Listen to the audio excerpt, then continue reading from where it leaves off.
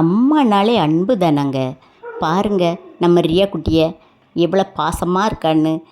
நம்ம ரியா குட்டி எங்கே எங்கே படுத்திருக்காளோ அங்கங்கே இந்த குட்டிகள்லாம் வந்துடுது.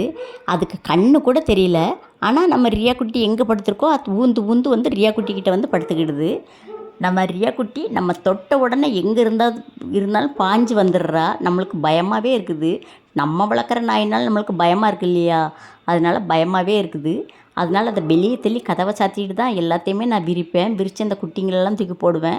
நான் எத்தனை வாட்டி அந்த குட்டிகளை தூக்கி போட்டாலும் அந்த குட்டிகள் வந்து வெளியே வந்து படுத்துக்கிடுது. மண்ணில் தான் அது தரையில் தான் படுத்து கிடக்குது. அது இந்த துணியில் படுக்கணும்னு நினைக்கவே மாட்டுக்கு. இந்த பாருங்கள், இந்த வெள்ளை பக்குடுவை ஊந்து ஊந்து வருது பாருங்கள். எவ்வளோ அழகாக ஊந்து வருதுன்னு பாருங்களேன். இது அம்மா எங்கே இருக்குன்னு தேடி வருதுங்க. உண்மைக்குமே அவள் அம்மா எங்கே இருக்காளோ அங்கே போய் படுத்துக்கிடுது. எனக்கே பார்க்க ஆச்சரியமாக இருக்குது. இன்னும் கண்ணு கூட திறக்கலை. ஆனால் அது ஊந்து ஊந்து வரும். வந்து அது அம்மாக்காரி எங்கே இருக்கோ அது பக்கத்தில் போய் படுத்துக்கிடும். எவ்வளோ அழகாக ஊந்து வருது பாருங்கள், பட்டு போல். அதை பார்க்குறதுக்கே எவ்வளோ அழகாக இருக்குன்னு பாருங்களேன். எனக்கு அது இப்படி ஊந்து வர்றதை பார்க்க ஆச்சரியமாக இருக்குது. ஏன்னா நம்ம ஒரு கரையில் போட்டிருந்தோம்னா அது ஊந்து ஊந்து வந்துடுது. இது இருக்கிற இடம் சேஃப்டியாக தான் இருக்குது. வெயிலெலாம் விழாது.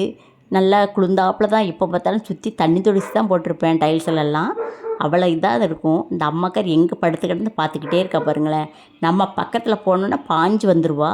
அதனால எனக்கு பயமாக இருக்கும் அது தொடுறதுக்கு. பாருங்கள், நம்ம எவ்வளோ தான் ஆசைப்பாசமாக நம்ம அதை பராமரித்தாலும் அந்த தாய் வந்து அந்த குட்டி அரவணைச்ச மாதிரி எத்தனை பேர் வளர்த்தாலும் தாய் வளர்த்த மாதிரி இருக்காதுங்க.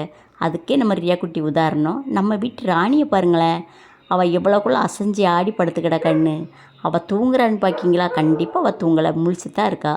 நான் என்னென்ன ரியாவுக்கு பண்ணுறேனோ அதை ஃபுல்லாக பார்த்துக்கிட்டே இருப்பாள்.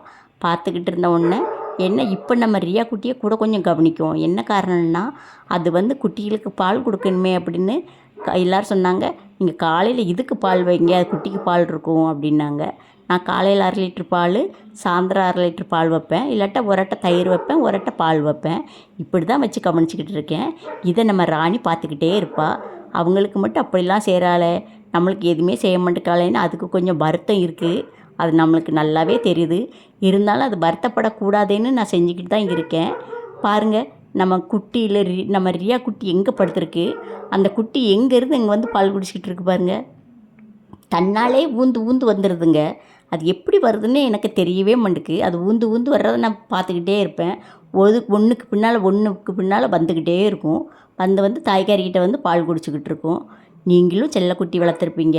இப்படி உங்கள் செல்லக்குட்டிகளும் இப்படிலாம் செய்யுமான்னு கண்டிப்பாக கமெண்டில் சொல்லுங்கள். பிடிச்சா சப்ஸ்கிரைப் பண்ணுங்கள், லைக் பண்ணுங்கள், ஷேர் பண்ணுங்கள். நானும் வீடியோ போட்டுக்கிட்டு தான் இருக்கேன். ஒவ்வொரு வீடியோ ஒரு நாளைக்கு ஒரு போட்டுக்கிட்டே தான் இருக்கேன். நீங்கள் எல்லோரும் பெரிய வீடியோவை போடுங்கன்னு சொல்கிறீங்க. ஆனால் நான் பெரிய வீடியோ போட்டால் நீங்கள் அதை பார்க்கவே மாட்டேங்கிறீங்க. பிடிச்சா லைக் பண்ணுங்கள்.